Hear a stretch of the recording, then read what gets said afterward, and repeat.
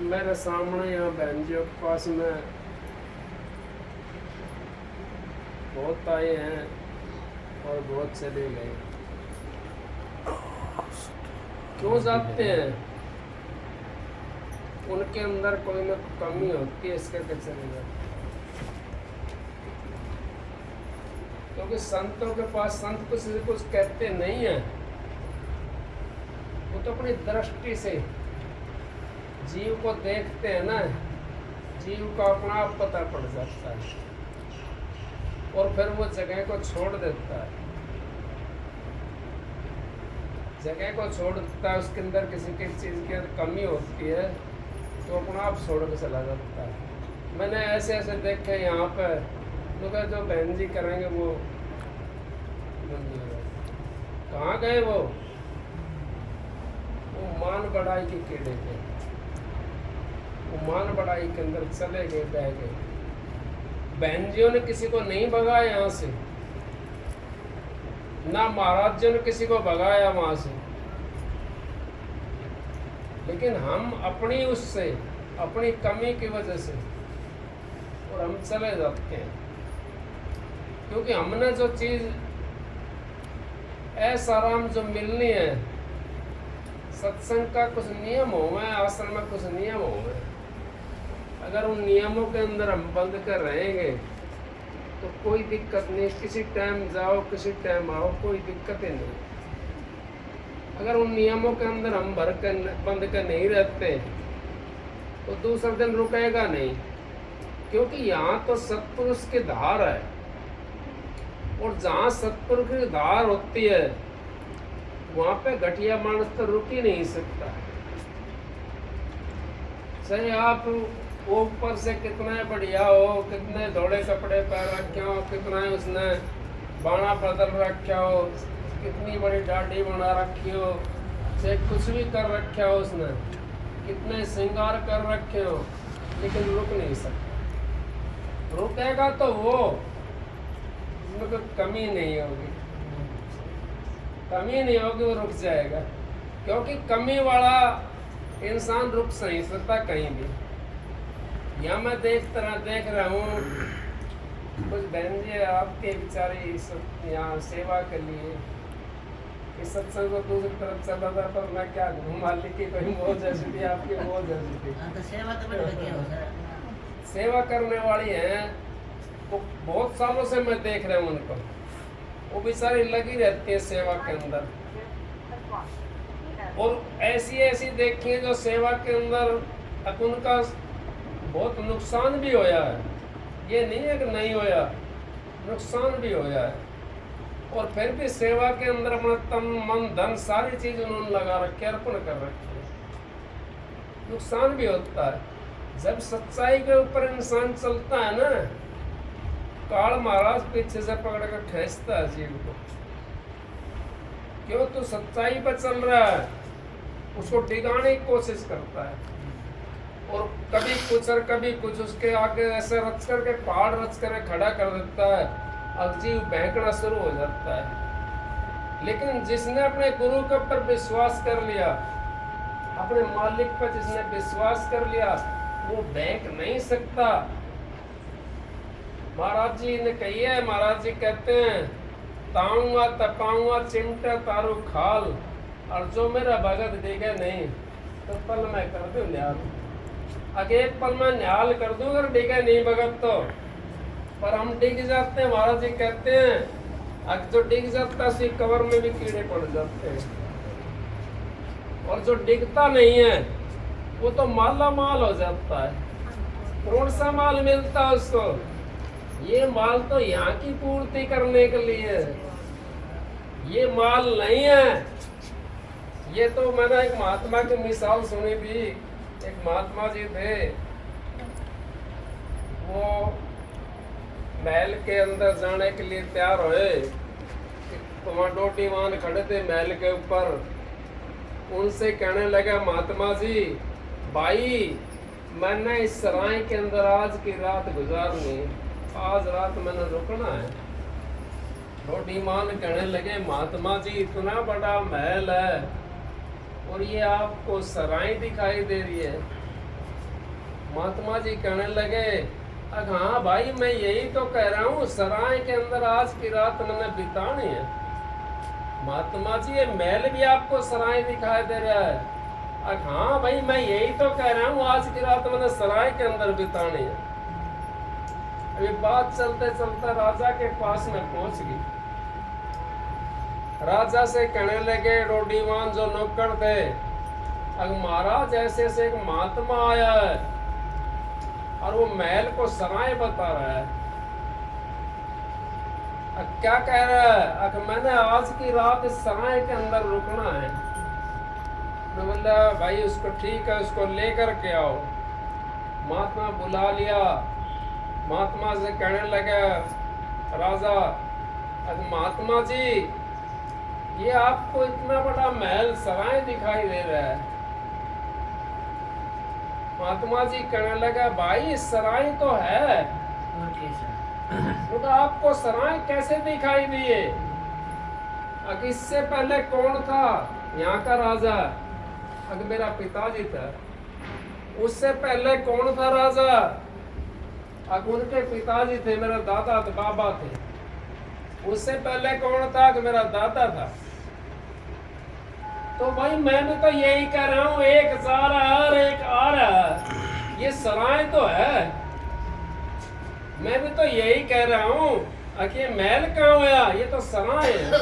तो यहाँ तो हम आते हैं और चले जाते हैं, ये तो सराय की तरह है। इस सराय को अगर साहब ने समझ लिया कि किसी का वो नहीं है, ये तो मालिक का दरबार है।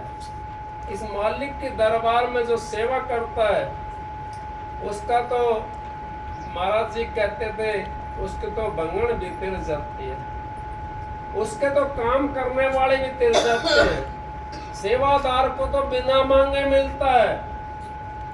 और आप तो वो सेवा करते हो, अपने घर को भी छोड़ते हो, बच्चों को भी छोड़ते हो, और तन मन धन से सारी तरह से आप यहाँ लगे रहते हो, तो आपको नहीं मिलेगा। यहाँ एक मजदूरी करने के लिए जाते हैं हम, और मजदूरी करका है, किसी खेत में करका है काम, वो जमींदार ने शाम को पैसे दे दिए, उधर रख के तो नहीं पैसे। और ये दातार की मजदूरी हम करते हैं तो ये कैसे रख लेगा? ये तो हमारे को माला माल बना देगा। कौन सा माल देगा? ये वो माल दे देगा, वो अगम का खजाना दे देगा, जिससे हमारी कितनी पीढ़ियां तिर जाएंगी। 101 पीढ़ी तेरा मारी हेली, जो कोई तारण हार हो। 101 पीढ़ी तिर सकती है।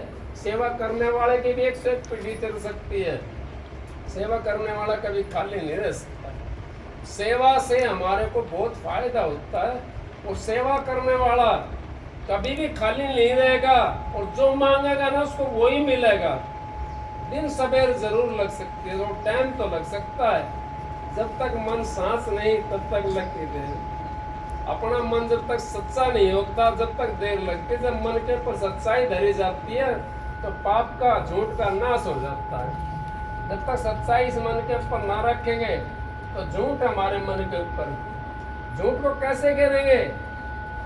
जब उसको झूठ को गिराने के लिए हमें सच्चाई धरनी पड़ेगी मन के ऊपर। मन के ऊपर हमने सच्चाई रख ली तो झूठ गिर के दूर चली जाएगी। हम सच्चे हो जाएंगे, पवित्र हो जाएंगे, और पवित्र आत्मा ही उस परमात्मा को देख सकती है। और कोई ऐसी चीज नहीं है तो परमात्मा को देख सके। परमात्मा सबके अंदर है, लेकिन इंसान जो है ये एक परमात्मा से मिलने का दरवाजा है। इस दरवाजे के अंदर आपको मिला हुआ दरवाजा है इंसान वाला। इसके अंदर से आप बड़े बैठ करके उस परमात्मा को देख सकते हो। ना कोई पक्षी देख सकता, ना कोई पशु देख सकता, ना कोई कीड़े मकोड़े देख सकते, ना परिंदे देख सकते। इंसान देख सकता। इंसान को 5 तत्व से भरपूर है इंसान। और इसको ये ज्ञान है, अगर भाई मैं सतगुरु के पास जाऊं और सतगुरु से नाम लेकर के उस नाम की कमाई करूं, उनकी विधि के ऊपर बैठूं मैं, तो मेरे को परमात्मा के दर्शन हो जाए। इसको ये ज्ञान है। लेकिन हमारे कर्म, इसके साथ में हमने नाम तो सबने ले लिया, नाम ले लिया, लेकिन कर्म तो नहीं बदले हमने। कर्म बदले नहीं तो जब तक भी नहीं जा सकते हम।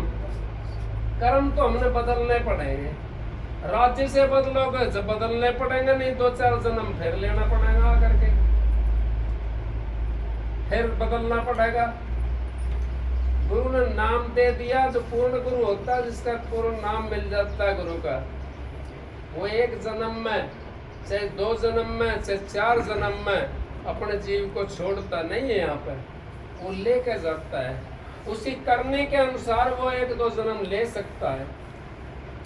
अगर ऐसी करनी कर लो भाई हमने अगला जन्म नहीं लेना पड़ा है, तो वो करनी कौन सी है? भजन तो हम कर नहीं सकते बैठ करके, हमारी ताकत नहीं इतनी, लेकिन सेवा तो हम कर सकते हैं।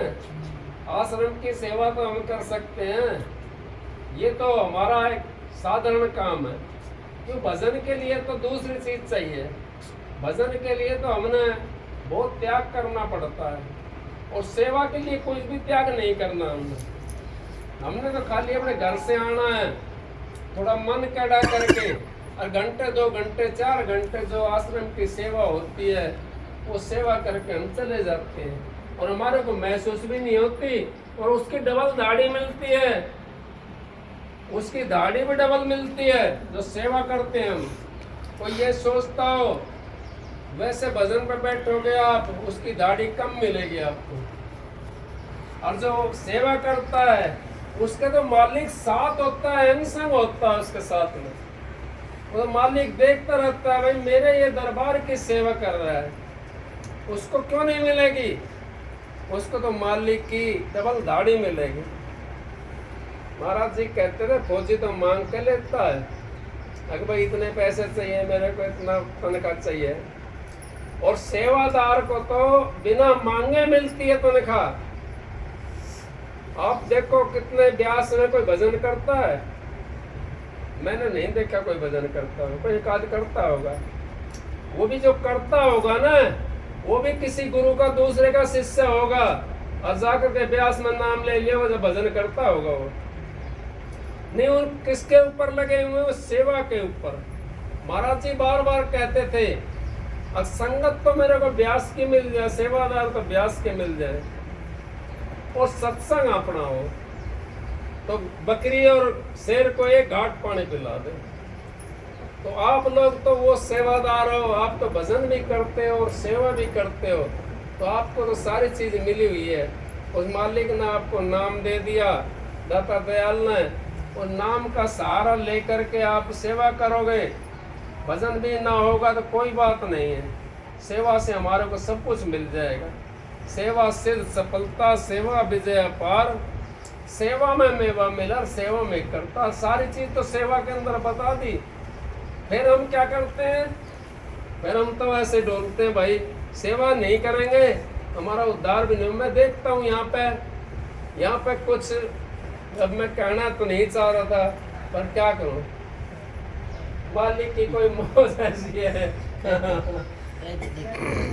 यहाँ तो कुछ जो है ना तोड़ने के लिए आते हैं, अगर भाई ये नहीं आवा, फलाना ना आवा, ढेकड़ा ना आवा, तो हमारी जो है ना हम बस आराम से रहें। और वो खुद भी नहीं रह सकते, या उनको रहने के लिए कोई नाटता है? कोई नहीं नाटता। बहन जी उनको भी मना करिए भाई तुम मत रहो, लेकिन वो यूं सोचते हैं कि हमारे कहने से दूसरा रुक जाएगा, दूसरा कोई नहीं रुकेगा। कोई रुक जाता है, जिसको चोब की बात लग जाती है रुक भी जाता है। वो महात्मा जी अपना मुंशी राम जी यहाँ आए थे 1-2 बार। महात्मा जी भाई था, नाम तो ना ले मैं, वो कहने लगा कि आगे राजस्थान के कुत्ते। बताओ ऐसी ऐसी बातें उन्होंने कही, ये उनको क्या वो सत्संगी है? वो भोग भोगते हैं, और भोग भोगना पड़ेगा हर सूरत में। यहाँ तो मालिक का दरबार में अगर यहाँ तुम्हारी श्रद्धा भी नहीं है, आप किसी से प्यार से नहीं बोल सकते, किसी कुछ खिला नहीं सकते, किसी को कहीं बैठा नहीं सकते, तो कम से कम अपनी जुबान पर तो वो रखो काबू। उस मालिक से। वैसे तो हमने सभी ने सेवादार हैं जो सत्संगी हैं, उन्हें ये कहना करना चाहिए, कोई कहीं से आवे बहन जी भी ना हो, आप सारे जने सेवादार बैठे हुए यहाँ पे, बहन जी भी ना आओ भाई बैठ, पानी पी, चाय पी, प्रसाद ले ले, फिर जाना भाई। और प्रसाद लेकर के जाना, ऐसा भाव बनाओ तो आपका भंडारा टूटेगा नहीं और यहाँ मांस भी नहीं टूटेगा। और आपने अपना भाव दूसरे किस्म का रखा, आओ कोई जाओ कोई, तो फिर भंडारा टूट जाएगा, काम भी नहीं बनेगा और बदनामी और हो जाएगी। अगर हम फलानी जगह गए थे, वहाँ प्रसाद भी नहीं मिला, वहाँ चाय की भी नहीं पूछी किसी ने। ऐसा काम मत करो, काम ऐसा करो जो मालिक का बढ़ावा हो, जो अपने सतगुरु की बढ़ाई हो। करते हैं हमारे बढ़ाई सतगुरु की होती है। अगर हम फलानी जगह गए थे राधा स्वामी के आश्रम के अंदर, भाई उनमें जो है ना बड़ी शांति देखी और उनका बड़ा अच्छा भाव देखा, प्रसाद दिया, फलाना काम करा, ढेकड़ा काम करा। मैं प्रसाद की बात बताता हूँ, महाराज जी का सत्संग की बात है। हम कम से कम भी 70-75 जने थे, 4 पहिए ट्रॉली थी ट्रैक्टर की, और गांव से सत्संग के लिए चले हम। दिनों सत्संग होता था पहले, ये तो बाद में बने थे। बहन जी के यहाँ होता था अंदर आश्रम में। हम वहां से चले तो ट्रैक्टर की ट्रॉली वो पंचर होगी, फरक नगर के पास में पंचर होगी, पंचर लगवाया, फिर पंचर होगी। वो करते करते हम सुचक पास आ गए, रात के 2 बजे से दिन के 2 बज गए। और वो ट्रैक्टर ट्रॉली उसको जैक से नीचे उतारे, नीचे टेके, वो फट पंचर हो जाए। एक साहूकारनी थी, ये छुचकवास की बात है, उसने देखा भाई बच्चे भी हैं इनके साथ में, जनानी भी हैं और आदमी भी हैं, ये बेचारे रात से देख रही हूँ मैं, ये रात से यही है। वो आई, हाथ जोड़ के विनती करने लगी, भाई आप लोग, मैं देख रही हूँ रात से, और आप तो भूखे होंगे, बच्चे भी आपके बिलबिला रहे हैं, और भाई बनाना तो मेरे बस की है नहीं। आटा मेरे पास है, गैस का सिलेंडर मेरे पास है, वो लकड़ी के ठांसरे पड़े थे उसके सिरसों के, उनका चूल्हा बना हुआ है, और बनाओ और खाओ। अचार के 2 डब्बे धर दिए। सारा संगत ने वो प्रसाद लिया उसके वहाँ पर, और प्रसाद लेने के बाद में ट्रैक्टर चला गया और वापस आ गया, पंचर भी नहीं होया। क्या था वो? अब वहाँ से जब कभी निकल कर जाते हैं तो घर सामने दिखाई देता है।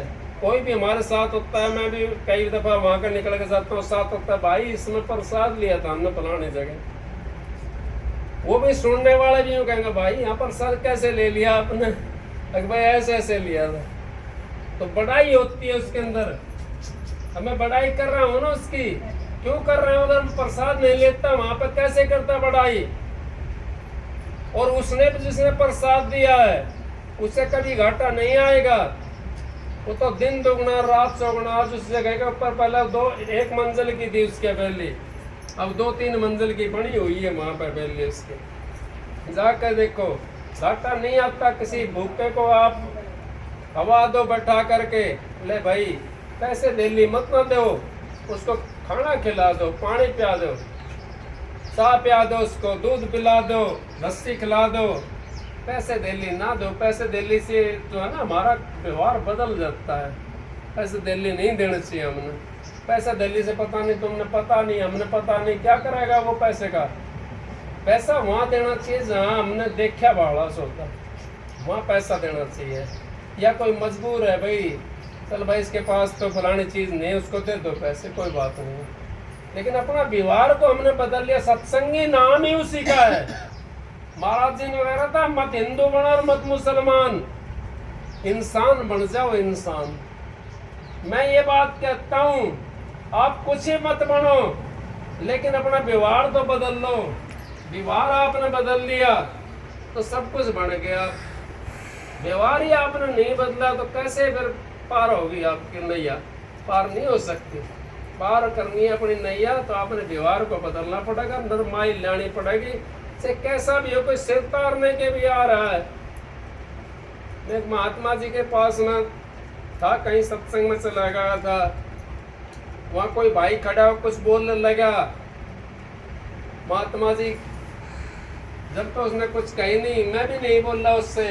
मैं सोच रहा था वैसे बहुत से आदमी हैं, प्रश्न करते हैं, पूछते रहते हैं, कोई बात नहीं, प्रश्न था उसका।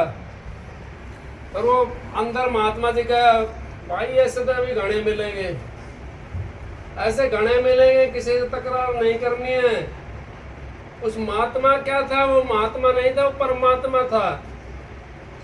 वो उसने एक इशारा दिया था अपने चरित्र को। हमने वैसे मेरा थोड़ा गुस्सा सा तो आया था पहले, फिर मैं अपने उसको गुस्से को रोक गया मालिक की दया से। महात्मा ने वो पहचान लिया मेरे को, अरे भाई कोई बात नहीं, ऐसे तो घने मिलेंगे। मैं फिर कान पकड़ लिया, मालिक मैं ऐसा ना करूँ। इस करके तो आप लोग जो सत्संगी हो, सत्संगी बन जाओ। सत्संगी हम कैसे बनेंगे वो आपने पता है। अच्छा बर्ताव करो, आने जाने वाले आप यहाँ रहने वाले हो, आप अच्छा बर्ताव करो। एक पानी गिलास पिला दो, उसी में हमारी वो हो जाती है। पानी गिलास भर के पिला दे, बैठ भाई, यहाँ भंडारा की कमी नहीं है, यहाँ तो करने वालों की कमी है, भंडारे की कमी नहीं है।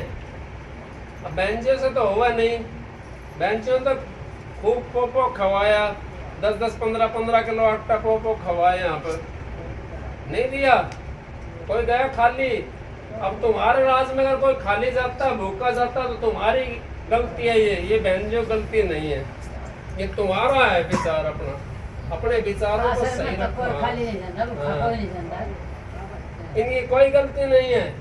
गलती तो तुम लोगों की है। अगर यहाँ से कोई भूखा जाता है, प्यासा जाता है, अपनी उसको सुधारो, उसको लाइन को थोड़ा बढ़ाने की कोशिश करो। मालिक का नाम लेकर के आप काम करोगे ना, तो आपकी बुद्धि ऑटोमेटिक सीधी होने लग जाएगी। आप कर ही नहीं सकते गलत काम कोई। हम तो मालिक को तो खाली दिखावे की रखते हैं आगे, फिर क्या करेंगे? फिर लोग कहते हैं हमारा तो चांदना नहीं होया, हमारा तो भजन नहीं बने। चांदना ऐसे हो जाएगा, चांदना कोई अधर पड़े है। चांदना तो जब होता है जब अपने भाव को कति बदल देंगे, निर्मलता ले आएंगे, अंदर से हिलोर उठेंगे। जैसे समंदर के अंदर से हिलोर उठती है, समंदर के अंदर से लहर उठती है, किनारे पर चली जाती है, फिर वापस आ जाती है। वो लहर जब हमारे अंदर से उठने लग जाएंगी तो उस समंदर से उससे मिल जाएंगे, परमात्मा से हम उस सतगुरु से मिल जाएंगे, उस चांदने को देख लेंगे हम। जब तक वो हिलोर हमारे अंदर नहीं बढ़ेगी, हमारे अंदर तो एक इंसान के प्रति हिलोर नहीं है, सतगुरु के प्रति कैसे होगी?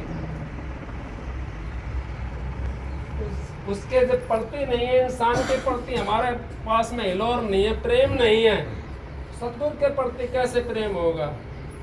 अपना सा जीव सबन का समझे ताई मिले बनासी। अपना सा जीव हम सबका अगर समझते हैं तो मालिक हमारे पास है। अपना सा जीव नहीं समझे तो मालिक भी दूर है, हम भी दूर है। हम मालिक से मिल नहीं सकते, मालिक हमारे से नहीं मिल सकता।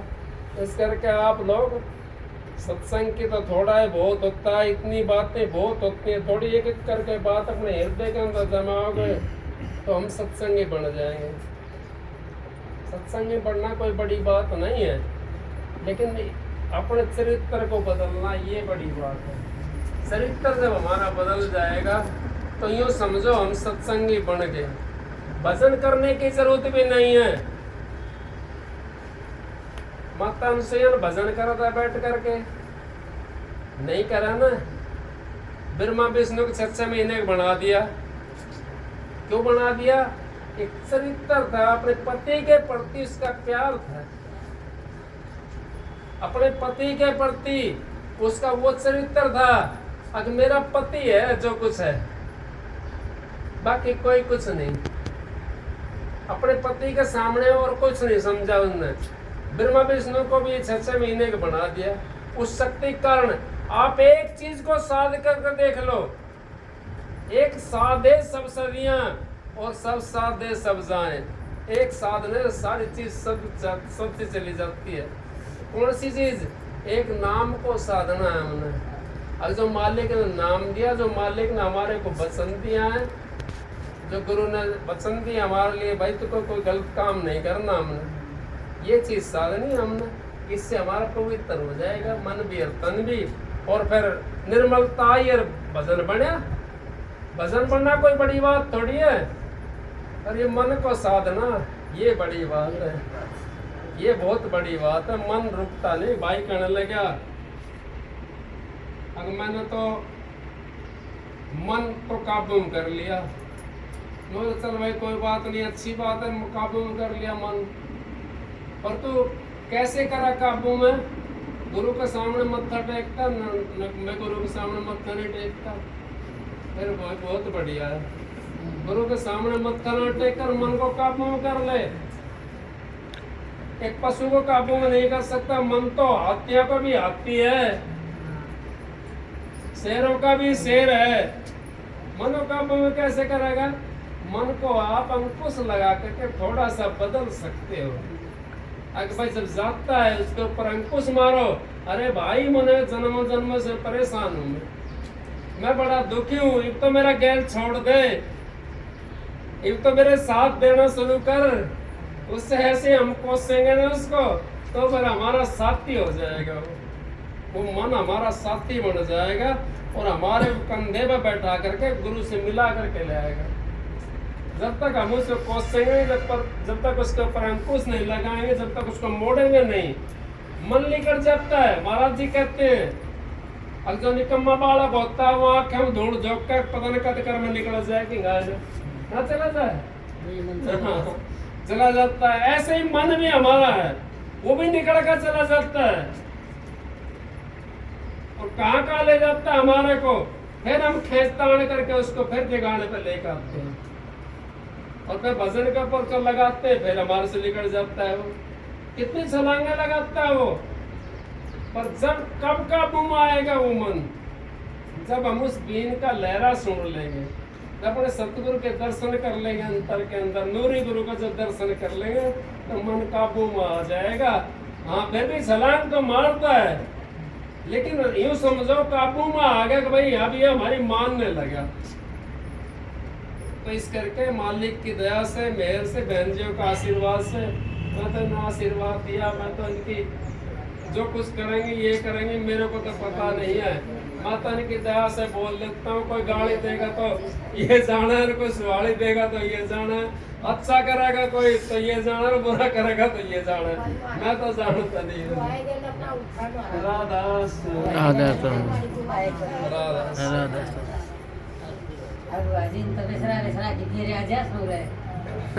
फिर माथा टेक बिसरा जैसे विश्राम अच्छा